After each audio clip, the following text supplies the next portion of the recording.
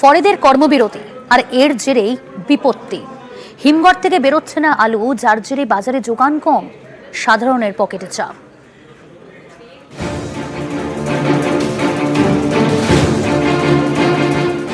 সেদ্ধ থেকে পোস্ত, তরকারি থেকে মাংস, অনেকের বাড়িতেই আলু মাস্ট।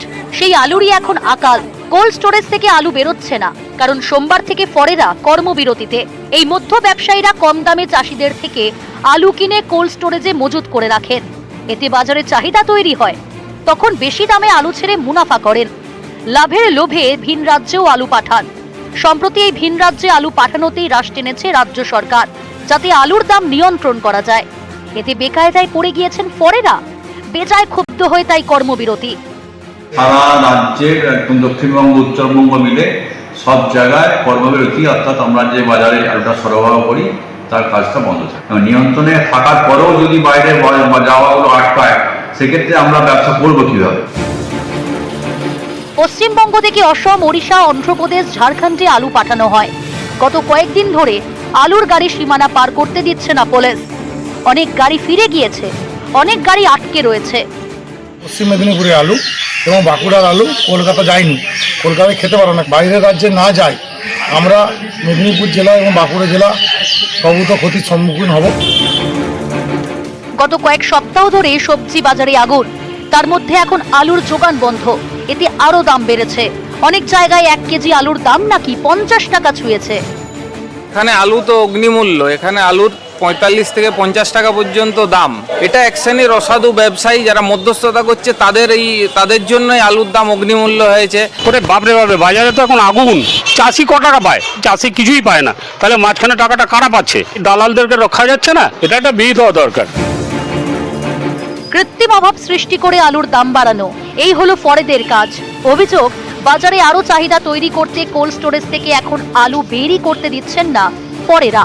এর জেরে আলুর দাম এবার অনেকটাই বাড়বে বলে মত খুচরো ব্যবসায়ীদের। স্ট্রাইক করতে এফেক্ট হবেই।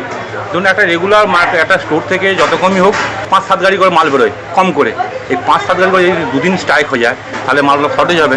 না খুললে ব্যবসা বন্ধ, খাওয়া বন্ধ, পেটে হাত দিয়ে পড়ে থাকতে হবে। সেনাগুলোকে রাস্তায় পাঠিয়ে বসিয়ে দেবো। ফরেদের কর্মবিরতির মাঝেই এদিন চন্দ্রকোনার এক কোল্ড স্টোরেজে আলু নামানো হয়। ফরেরা বাধা দিলে কোল্ড স্টোরেজ কর্তৃপক্ষের সঙ্গে শুরু হয় বচসা।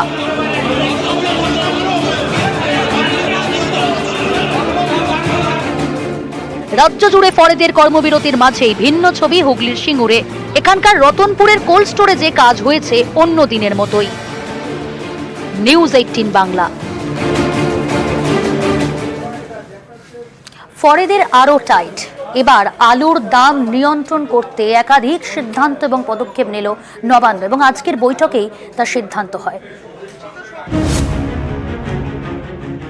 বড় ব্যবসায়ীরা কোল্ড স্টোরেজে আলু আটকে রেখে দেয়। 45 লক্ষ মেট্রিক টন এখনো ধরে রেখে দিয়েছে। কেন? 25% রেখে দেবেন আপ টু জানুয়ারি চালাবার জন্য, কিন্তু বাদ বাকিটা বের করুন কোল্ড স্টোরেজের আলু, ছেড়ে দিন মার্কেটে। বর্ডার চেকিং হবে। আমার রাজ্যে আগে আমার চাহিদা মিটবে, তারপরে বাইরে আমি মেটেরিয়াল পাঠাবো। মুখ্যমন্ত্রীর কড়া নির্দেশ, তৎপর পুলিশ, সীমানায় কড়া নজরদারি। আটকে দেওয়া হচ্ছে আলু বোঝাই গাড়ি। এতে বেকায়দায় পড়ে গিয়েছেন ফরেরা। পাল্টা পদক্ষেপ হিসেবে কোল্ড স্টোরেজ থেকে তারা আলু বেরই করতে দিচ্ছেন না। বর্ডার সিল করছেন কেন? এটাই তো খারাপ লাগছে। ভিন রাজ্যে আলু পাঠাতে পারছেন না, ভিন রাজ্যে আলু পাঠাতে পারছে না। এই যে দেখুন আলু নিয়ন্ত্রণের যে বাধ্য করছে। 4 বছর যে আমরা মার খেলাম, তো ওই রাজ্য সরকার তখন তো বললো না যে দাদা আলুর দাম কম আছে। এবছর একটু আলুর দামটা বেড়েছে বলেই কিন্তু আপনারা রাজ্য সরকার বর্ডার সিল করে দিল। ফরেরা চাষিদের থেকে কম দামে আলু কেনেন, তারপর সেই আলু রেখে দেন কোল্ড স্টোরেজে। বাজারে কৃত্রিম অভাব তৈরি করেন, তারপর বেশি দামে আলু বিক্রি করেন। এভাবেই মুনাফা লোটেন। বেশি মুনাফার লোভে ভিন রাজ্যেও আলু পাঠান। বিভিন্ন জায়গা থেকে লোক এসে যারা স্টোকার করেছে, তারাই একমাত্র দামটা নিয়ন্ত্রণ করে বা তারাই আপ ডাউন করার এটা করছে। তারাই কৃত্রিম ক্রাইসিস করছে। চাষিরা কোনো দাম পায়নি। জমিতে লাঙল চালানো থেকে চাষ সবই করেন কৃষকরা। নিজের পরিশ্রমের সঙ্গে রয়েছে শ্রমিকের মজুরি, সারের খরচ, কিন্তু এসবের পরেও ঠিকমতো দাম মেলে না। কম দামেই বেচতে হয় ফোড়েদের কাছে, তারাই লাভের গুড় খান। আমরা যে আলু 800 টাকায় বিক্রি করলাম সেই আলুটাই আবার 600 টাকা বেশি হয়ে আমাদের কাছে ফিরে আসে। কিছু ব্যবসাদার বড় বড় মহাজন তারা হয়তো সেই আলুটাকে মজুত করে কৃত্রিমভাবে এর দামটা হয়তো বাড়াচ্ছে, আমাদেরকেই কিনে খেতে হচ্ছে আমাদের আলু 35 থেকে 40 টাকা। সেই আলুর দাম আজকে বাড়ছিল পুলিশের হস্তক্ষেপে, সেখানে হচ্ছে বর্ডার ঘিরে দেওয়ার জন্য কোনো ব্যবসাদার আলু নিতে যাচ্ছে না।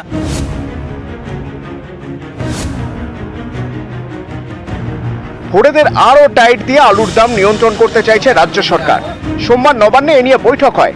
বৈঠকে সিদ্ধান্ত হয়েছে স্বনির্ভর গোষ্ঠীর মাধ্যমে চাষিদের থেকে সরাসরি আলু কেনা হবে, তারপর সেই আলু স্বনির্ভর গোষ্ঠী বাজারে বিক্রি করবে। নিউজ 18 বাংলা।